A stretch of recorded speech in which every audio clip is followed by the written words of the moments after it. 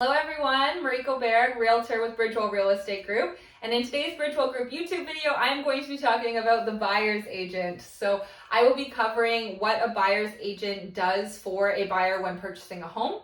I'll be going through the idea of should you buy with the listing agent? So essentially dual agency, and then what it means to be in a client relationship versus an unrepresented relationship as a part of that.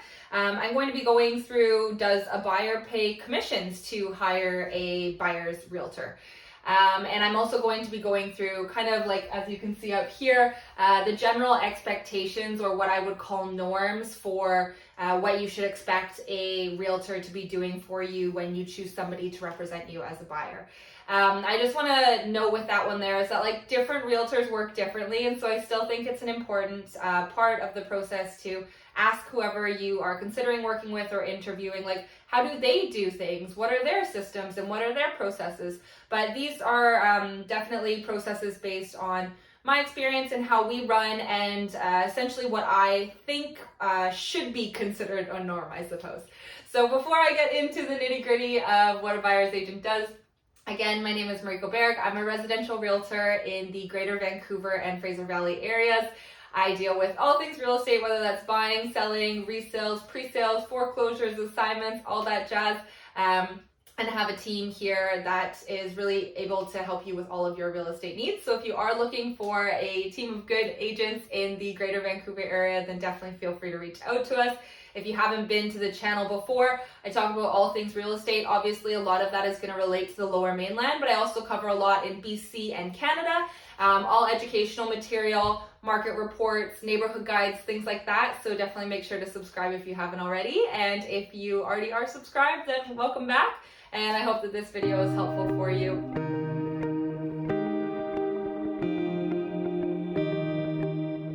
So first things first, before I get into the nitty-gritty of all the things the buyer's agent does, I think I first just want to explain what a realtor does for a buyer and what it actually means to hire a realtor. So when you are hiring a realtor to help you purchase a home, really in most situations you're getting into a client relationship. So that means that this realtor is your realtor and they're working within your best interest.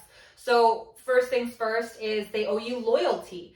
They have to work within your best interest, and they have a fiduciary duty to you. Secondly, they have a full duty to disclose information that would be relevant for you in your decision-making process. An example of this would be if you go out to see a listing and you're just buying through the listing agent's job is to sell that property. It's to sell that lifestyle in that area. So they're going to tell you all the good things about it. A buyer's agent, when you hire a realtor to work for yourself, knows you, is working within your best interest, and their job is to tell you all of the things that you may want to be aware of for that area, for that property, that might influence your decision, positive or negative. So they're there to give you the real full perspective, and that's that full duty to disclose. Next is they're going to owe you confidentiality. So they're going to be, involved in a very personal purchase in many situations, and even for investment, they're going to be exposed to a lot of business information, right? So having that confidentiality, but also just, keeping your cards close with regards to the maximum amount you can pay, or what your strategy is, or what your financial situation is, so that they can get you the best deal. And then last but not least, they have a duty to avoid conflict of interest. So what that means is that because they're working within your best interest, they cannot go and do something that is against your best interest. So a perfect example of this is buying with the listing agent. That listing agent represents the seller, and they have a client relationship with the seller. So they have a technical duty to avoid conflict of interest. You can clearly see that the seller is wanting to, most times get the best price, and the buyer is trying to work on the price. They're trying to get the lowest price as possible. So how can you truly represent both parties as one agent within their best interest? You can't. And so that's why dual agency years back was banned. And so now when you're buying with the listing agent, you just have to understand that in most situations, you are going to be signing off on a form that says that you're unrepresented. The seller and the seller's agent have their own client relationship. If you want to move forward with buying through the listing agent, you have to understand that as an unrepresented party, it's the exact opposite as a client. They have no duty to fully disclose. They have no duty of confidentiality, no duty to avoid conflict of interest, and no loyalty, because their loyalty is with the seller. So that's very important, and there are still some very few situations where you can have dual agency. You also have to sign off on a form. Most of the times it's just in rural areas, like for example in Greater Vancouver, it's banned.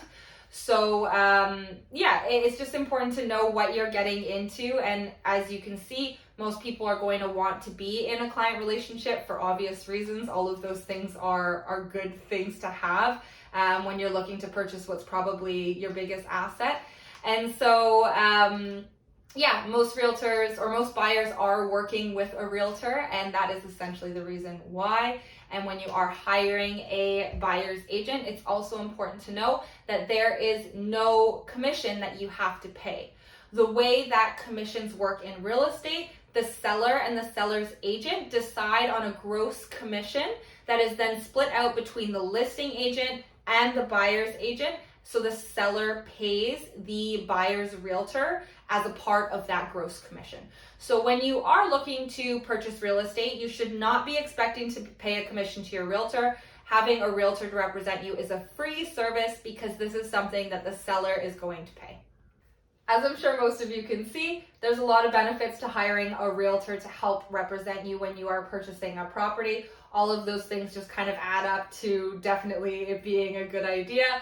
And so I hope that all of you get proper representation and are aware of what it means to be in a client relationship versus an unrepresented relationship. Now, moving on to the next kind of explanation of the nitty-gritty of what I would expect a buyer's agent to do. I've kind of laid this out from start to finish. So starting off with like the initial kind of consultation and like, hey, I'm just getting started, I'm interested, where do I go from here, right? They're there to essentially explain the process to you so that you're prepared in advance and it's not all being kitchen sinked on you on the moment. So maybe they're explaining what the costs you should expect are. Maybe they're explaining what potential exemptions you have in terms of tax exemptions, like first-time homebuyer exemptions, newly built home exemptions, RSP opportunities, all of those. They should be educating you on this whole process from start to finish, and really just being that guiding light for you so that you can make the rest of the process a lot more stress-free. They should also be connecting you with professionals. A great example of a professional that they should be connecting you with from the beginning is a mortgage broker. This is really where the whole process starts, is getting that pre-approval process and making sure that you have a realistic idea of what your budget is. That is very, very important. And then maybe there are other people that you need to be connected with. Maybe a lawyer, if you have questions about, how to structure something. We have a client, for example, that is purchasing as a family, and it's like, how do you make sure that you're protected in that sense? So connecting you with the proper professionals as needed is definitely an important aspect of this. And then last but not least is setting realistic expectations. So once you have your budget, they should be there to make sure that you're not completely wasting your time. If your budget is $300,000 and you want something that in reality is $500,000, the realtor needs to be there to tell you that and really set that realistic expectation for what's within your budget and what that realistically looks like for you. So moving on, it's like once you've done all that initial kind of explanation, education, pre-approval process, realistic expectations, then what? Most of the time you are going to be looking into this like showing, property tour, like that kind of era. And so the realtor should be giving you information about areas. So whether that's, okay, I like trails, or it's important for me to be by good schools, like those kind of things that are tailored to you, they should be able to offer recommendations for areas and sub areas that may fit your preferences if you don't know. Or red flagging areas that maybe you should avoid. And so information about the areas is a really big one. Moving forward, sending listings. So whether that be through some kind of property search automated notification service, or it actually be like, hey, did you see this listing? Hey, sending you this one, like kind of keeping that process moving and really helping you with finding properties. Next is checking on whether that property is available, if they've sold, what that situation is like. Then from there, setting up tours for the available properties, booking things with the listing agents. That's not something that I would typically say a buyer should be doing. That's something that your agent should be doing and communicating with the listing agent so that you can get an appropriate tour set up. And then last but not least, attending property showings. I think that is definitely valuable for a realtor to be there with you. I mean, you are going to see things the way that you see them. But maybe a realtor is able to see red flags based on their experience. Maybe they're able to tell you how things could impact resale value that you might not be aware of. So this is one that is different from agent to agent, but I think that it is always good to have a realtor that is making an active effort as much as possible to attend showings with you, and ideally open houses as well. And so once you do find that property that you like, what's the next step? The next step is figuring out which one you actually want to write on. So a realtor should be offering you their thoughts and recommendations on your top picks and which ones they think would be good for you and potentially good for resale value as well. From there, they should be offering market evaluations, so letting you know realistically what it's actually worth. This is a huge one. They should be making sure that you're not overpaying. They should, be able to tell you, okay, just because it's listed for this much money doesn't actually mean it would sell for this much money. Maybe market value and listing price are different things, and this is often the case. And so a realtor is really there to help you with that market evaluation for the properties that you're interested in, and then recommend an appropriate offer strategy based on that evaluation. They're also going to be there to help you draft an offer, so price, terms that will keep you protected, subjects, dates, all of those things. They're going to be the ones that are drafting the offer. This is a huge task for a realtor, and it's very important to make sure that you have a realtor that is experienced and knows how to properly draft these offers, because this is not done by a lawyer. And then last but not least, in this whole offer process, they're also going to be negotiating for you as well. So you want to make sure that the realtor that you have has a lot of experience in negotiating, is an effective communicator, and is able to assist with this process, because this is essentially what's going to make sure that you walk away as best as you possibly can. And next, once you have the offer actually accepted, what is the realtor going to do? So they're there to really help with complete transaction management. And so starting with that subject removal or home buyer rescission period, depending on how your offer is drafted and accepted, they're going to be assisting with that due diligence. So if you have a financing subject, they're probably going to help with sending out the appropriate documents to the mortgage broker or the banker that you're working with so that they can get that financing ball rolling. If there are documents to review, then they're going to be helping with that document review and identifying red flags for you. If there is an inspection subject in there, then they're going to be connecting you with their network of inspectors. So these are some of the things that I have written down here. Connecting with your network, again, or with their network rather. This is an important process, or an important step throughout the entire process, because there are a lot of times where you're probably going to be needing to connect with good people. An inspector is a perfect example during subject removal, and really getting a good inspector and having that solid network of people is invaluable, because that inspector is going to be there to accurately estimate what the repair schedule is, current and future, and also give you an idea of what the actual state of the property is, and let you know how you should potentially move forward. So this is a really important one during this particular part of the process. Document review, as I already mentioned. I mean, there's typically title search, property disclosure statement, there's strata documents if it's a strata property. These can be like hundreds and hundreds of pages.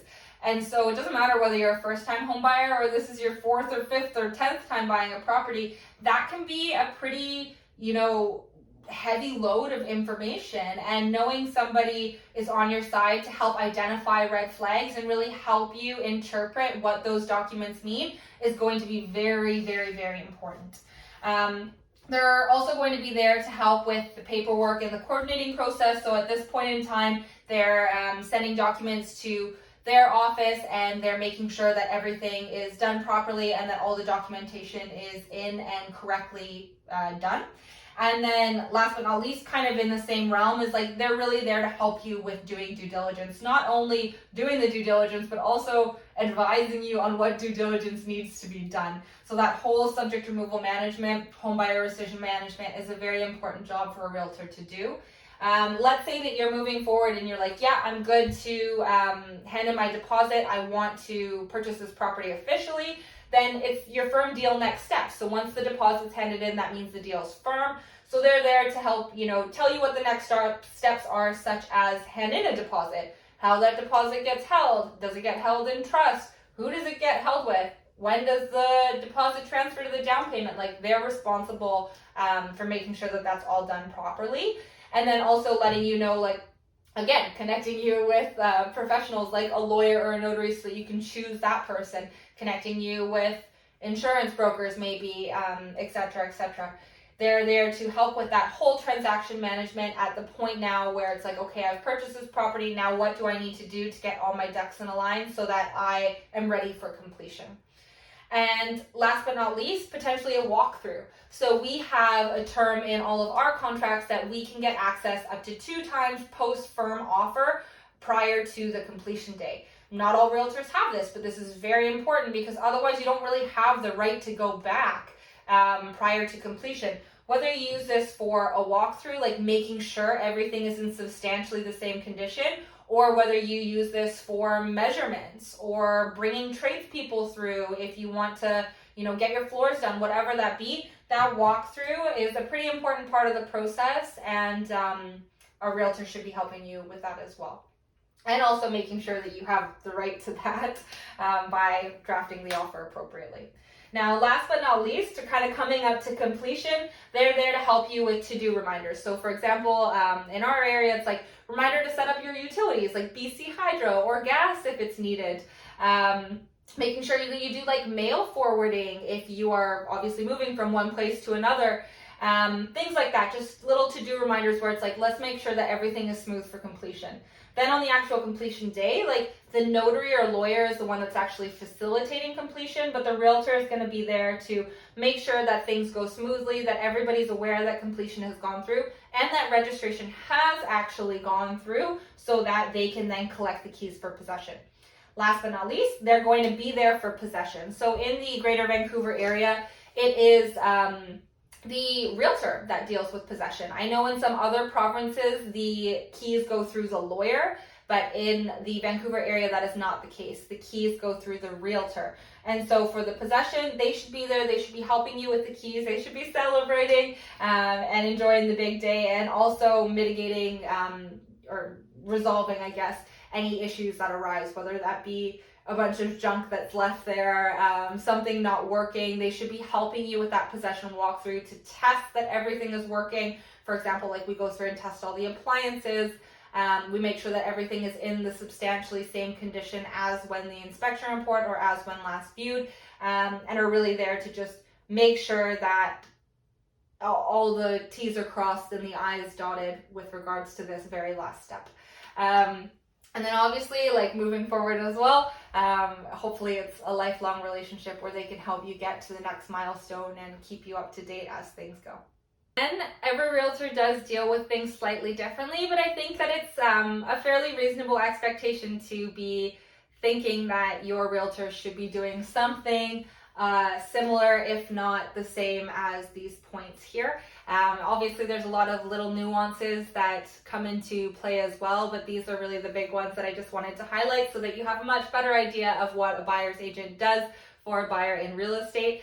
As mentioned, I am a residential realtor in the Greater Vancouver and Fraser Valley area. My team is Bridgewell Real Estate Group, and so if you are looking for a realtor to represent you, we would be more than happy to help you and really guide you through this entire process to the best of our ability. If you have any questions, comments about this video, please leave them down below. Like it if this was helpful for you, and I wish you the absolute best in finding the most appropriate buyer's agent to help you through this process. And whether it's us or someone else, I do think that there's definite value in a buyer's agent, so make sure to have that proper representation before you move forward. Thanks so much for watching and have a great day.